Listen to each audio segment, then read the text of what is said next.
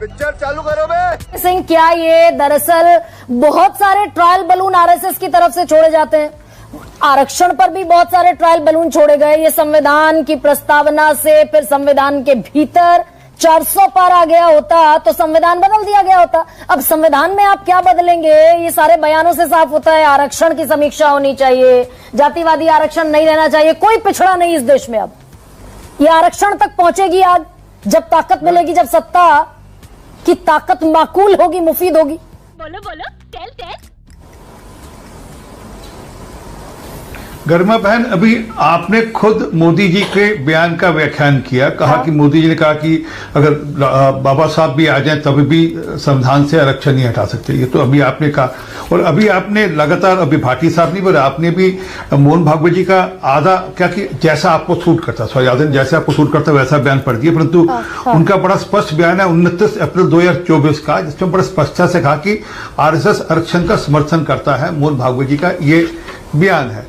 अब नहीं, वो तो तब हुआ जब बिहार में आरक्षण की समीक्षा की बात हो गई, बिहार में लेने के देने पड़ गए, विपक्ष ने इतना जबरदस्त उसका हंगामा कर दिया कि सत्ता पाने का ख्वाब बहुत दूर का ख्वाब हो गया।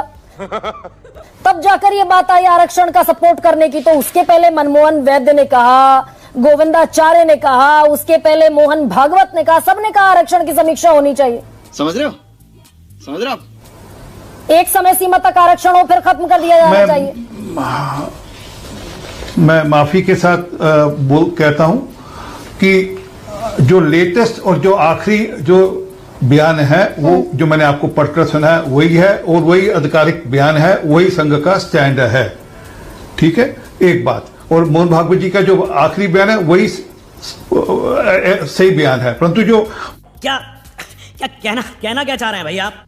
असली बात पे आए, ये सारा विषय चला कहां से है और किस परिप्रेक्ष्य में सारा विषय हुआ? ये सारा वो हुआ इमरजेंसी के ऊपर, कि जो इमरजेंसी लगी देश में, उसके कारण से देश ने क्या क्या सहा, देश में क्या क्या हुआ, उसके परिप्रेक्ष्य में माननीय दत्तात्रेय होसाबले जी बोलने गए थे। और उसमें उन्होंने जब बाकी पक्ष रखे, किस प्रकार देश में लगभग 1,40,000 लोगों को अरेस्ट कर लिया गया था, और किस प्रकार से नसबंदी चली, किस प्रकार से आपके जो मौलिक अधिकार हैं उनका गला घोट दिया, किस प्रकार से मीडिया को रेंगने के लिए कह दिया गया, किस प्रकार से जुडिशरी को गला घोट दिया गया, ये सब इस सारे परिप्रेक्ष्य में ये बात है कि इतना हद तक। और ये नहीं था मिसेस गांधी, वो आज भी वही डीएनए है, मतलब कांग्रेस का डीएनए बदला नहीं है। इसकी मौका वो आज भी बस चले तो आज भी वो सब कुछ करें। याद है ना वो ऑर्डिनेंस की कॉपी, जब मनमोहन सिंह जी ने ऑर्डिनेंस की पास किया, ऐसे कर फाड़ कर फेंक दी। मैं इस ऑर्डिनेंस को कूड़े के ढेर में फेंकता हूँ, राहुल गांधी ने कहा था। नहीं तो सवाल तो बनेगा कि भाई 76 में ऐसा हुआ, 76 में ऐसा हुआ, इमरजेंसी में इम्पोज कर दिया गया, प्रियम्बल में डाल दिए सेक्युलर और सोशलिस्ट शब्द। 77 में मोरारजी देसाई की सरकार बनी जिसमें बाकायदा जनसंघ भी शामिल था। मोरारजी देसाई की सरकार में अटल बिहारी वाजपेयी थे। तो जिस समय बाकी सारे अमेंडमेंट रिवोक हुए, इस अमेंडमेंट को क्यों छोड़ दिया गया? ये बड़ी अच्छी बात कही आप। कर देते आप, उसके बाद अटल बिहारी वाजपेयी ने 6 साल सरकार चलाई, तब कर देते। वो आपने ठीक कहा कि सेक्शन 25, 26, 27 और 28 में फ्रीडम ऑफ रिलीजन की छूट है। सेक्युलर वर्ड वहां भी यूज नहीं किया, ये आपकी तरफ से आया वर्ड सेक्युलर। मैंने अभी सारे सेक्शन मैंने मुझे मेरी पढ़ना पड़ता है। गरिमा बहन, आपने कहा मुझे जवाब दे दीजिए। बोल सेक्शन 25 इसलिए पढ़ना पड़ता है क्योंकि उसमें सिख, बौद्ध, जैन, हम सबके सब हिंदू धर्म के हिस्सा माना जाते हैं, इसलिए मुझे कई बार हमारे में प्रश्न उठता है, इसलिए वो पढ़ना पड़ता है। परंतु जो मूल, और ये भी आपकी जानकारी में है ये वहां पर, और जो मूल जो बात है उसमें भी चारों सेक्शंस में कि सेकुलर वर्ड नहीं है, वो धर्म की फ्रीडम की छूट है आपको। आप अपने यहाँ धार्मिक संस्था कैसे चला सकते हैं, धार्मिक जो आपके ऑर्गेनाइजेशन है उनके ऊपर टैक्सेशन के ऊपर, इस सब की चर्चा है, पर सेकुलर वर्ड वहां पर भी नहीं है। परंतु तो सेकुलर शब्द में गलत क्या है कि राज्य जो है वो किसी भी धर्म को राज्य धर्म नहीं मानेगा, इसमें गलत क्या है? बेशर्मो शर्म करो शर्म। किसी सारे धर्मों की पूर्ण रूप से सुरक्षा का अधिकार सुनिश्चित होगा, नेशन करेगा और ये स्टेट के तौर पर राज्य करेगा, सारे धर्मों की समान रूप से रक्षा की जाएगी। इसमें गलत क्या है? बात तो सही है। जी जी जी, बहुत अच्छे ढंग से सारे धर्मों की रक्षा इस देश में हुई ना। जब शाहबानो वाले अभी कह रहे थे ना कि आप अभी सुप्रीम कोर्ट के मामले के बता रहे कि सुप्रीम कोर्ट ने फैसला दिया इस मामले पे सेक्युलरिज्म और सोशलिज्म के ऊपर। हाँ। सुप्रीम कोर्ट ने शाहबानो के मामले में फैसला दिया था। हाँ। और वो पार्लियामेंट में लाकर बदल दिया गया तो था। भाई 84 में राजीव गांधी प्रधानमंत्री बने थे, 84 से 89 के बाद चली गई ना सरकार। 84 से 89 में जब सरकार बनी वीपी सिंह की, परीक्षण हो गया। सही पकड़े हैं। ये सुप्रीम कोर्ट अगर कहेगा तो सुप्रीम कोर्ट को मानने की राजीव गांधी की सरकार और सेक्युलर दोनों शब्द दरअसल संविधान की मूल भावना है। ये बीजेपी मानने की जहमत नहीं उठाएगी। राजीव गांधी की सरकार भ्रष्टाचार के चलते गई थी। हाँ बेटा, लगता है तुम गू खा के ही मानोगे। वो सेक्युलरिज्म और सोशलिज्म के शब्दों के कारण से नहीं गई थी। वो भ्रष्टाचार अपनी चरम सीमा पे था। बोफोर्स का मामला था और मुझे याद है मैं तब अखबार में था और रोज के रोज 10 प्रश्न पूछते थे और तब अखबार बंद कर दिया गया था। और हमने जब अखबार खोला तो सबसे पहले शब्द था good morning Mister Gandhi, we are back in spite of you.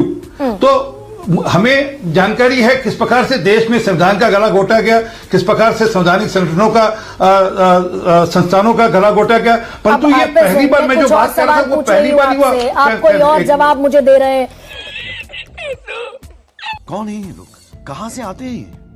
मैं ये कह रही हूं अभी 25 नवंबर को सुप्रीम कोर्ट ने कहा दोनों शब्द मैंडेटरी हैं, संविधान की मूल भावना के अनुरूप है, हटाने का कोई मतलब नहीं है। सारी याचिका आपके जितने नेताओं ने दाखिल की थी सब खारिज कर दी सुप्रीम कोर्ट ने।